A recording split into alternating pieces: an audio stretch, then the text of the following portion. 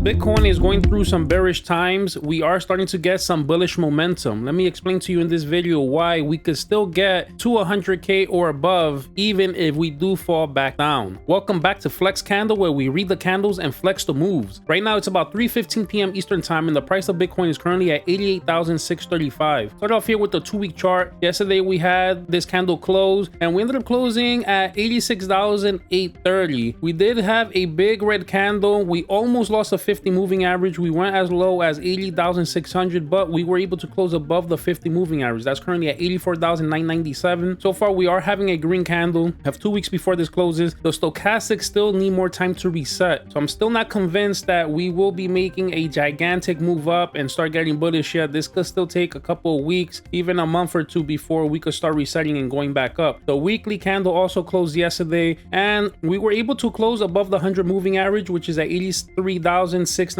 So that is a little bit bullish here. We did close though 2 candles already below the 50 moving average. To me, that's the nail in the coffin. To me, that shows that we are in some type of a bear market. This doesn't mean that we can't go back up. The 50 moving average is at 102,355. We could definitely go back up. We are kind of bullish right now. We still need some more time, I believe, to reset. Here on the weekly, I think this will still drag into December, but there's no reason why we can't wick up to 102,000, even 103,000, then end up closing on Sunday below 102K. As long as we close below 102K, we're technically still under the 50 moving average, and that'll be a third candle now below the 50 moving average. On the other time frames, if we go to the 3-day, this closes in 2 days and 4 hours. This last candle closed pretty bullish. We wicked all the way up from 80,000. We closed under the 200 moving average, but now it looks like this candle is trying to make a move up, back up above the 200 moving average. Maybe we can make it close to this 100 moving average, which is currently at 103,148. We are starting to reset. We're starting to point up a little bit. We can always roll over, but it's not looking too bad. On the 2-day chart, we see that we are pointing up. The RSI is pointing up, and we have 3 hours and 41 minutes before this candle closes. Is about to turn green,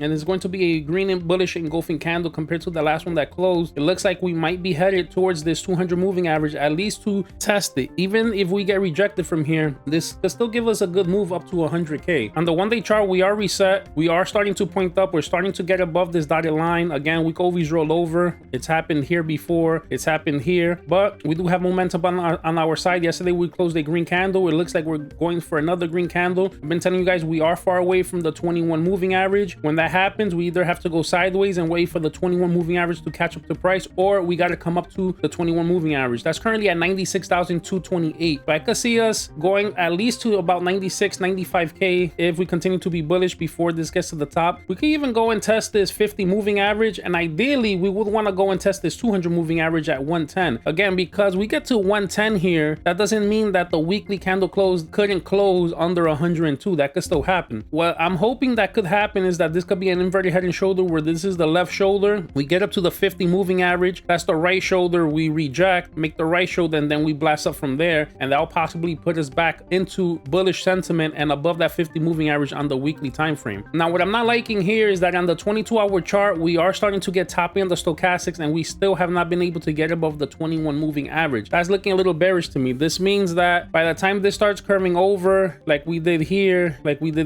or if we get a faster one like we did here, maybe we get past the 21, we get rejected. Maybe we get to the 50 moving average, which is 98, and we get rejected. Signs are pointing that we want to try to test 94K, 95K, even close to 100K. I don't know if we will be able to get above that. On the 12-hour chart, we see that the stochastics here are also getting toppy. We still have not been able to get above the 21 moving average. On the 8-hour chart, we are also starting to kind of roll over. Hopefully we could drag here for a little bit. We just got above this 21 moving average. This candle is going to close in about 3 hours and 40 minutes. You know, maybe we could go sideways a little bit here and make it to the 50 moving average. That will take us close to 95K before rolling over. On the 4-hour chart, we finally got above the 21 moving average. It's been a while, all the way since like November 11th. We really haven't been able to get above the 21 moving average, so this is good. We got some bullish divergence. We started rolling over, and looks now like we're gonna go up and make another hump. If that's the case, we could probably pass this 50 moving average, which is at 88,916, and maybe we could make it all the way to at least to this 100 moving average, which again is signaling close to 95K. For me to start considering getting bullish, we would have to break this 4-hour 200 moving average at 101,884. Even if we get rejected, I'm starting to see some type of a relief rally starting to happen here. On the 1-hour chart, we also see see that we're heading towards the 200 moving average. That's at 89,100. So candlesticks are getting toppy, but it looks like we have the momentum to try to break above this. So this is looking bullish. So we could get above this 200 moving average. It shows that we could start getting into the 90Ks again and see if we could range between 90K and 100K. Now on the 15-minute chart, the stochastics are on the way down. I'm starting to see some curvature, like if maybe we might be able to get back up here. We finally got above the 200 moving average with strength. I was showing you guys it's been a while since we've been able to get above this 200 moving average. The 15-minute time frame is a big time frame. Once we get above the 200 moving average with strength, as you can see, it looks like we want to continue going up. So this was the first thing that needed to happen, and then it starts transferring onto the higher time frames. So far, the 21 moving average is not far away, so we could be flagging out here and starting to make our next move. Let's see if we can anticipate that, and if we are able to flag out here, this could give us the measure move going to 91K, which is what I've been predicting for a couple of days, going at least to 91. Now I'm starting to see that maybe we could go up a little bit higher. Again, this play is not guaranteed. I'm projecting in the future that maybe we will go a little bit sideways and then pop up from here. But for right now, guys, what I could tell you is if we could hold above 90 and 91K without falling back down, then it's possible we could range all the way up to close to 100K or even a little bit higher. There, I would expect some type of resistance and possibly dropping down lower. We would have to see at that time how low we would go, or if we're back in the bull market, we'll continue to go back up. Anything is possible. All right, guys, so that's the breakdown. If this gave you clarity or a setup to watch, do me a favor, like, drop a comment, subscribe, and if you have a stock or crypto you want me to go over, drop it in the comment section. This is FlexCandle, where we read the candles and flex the moves. Catch you on the next chart.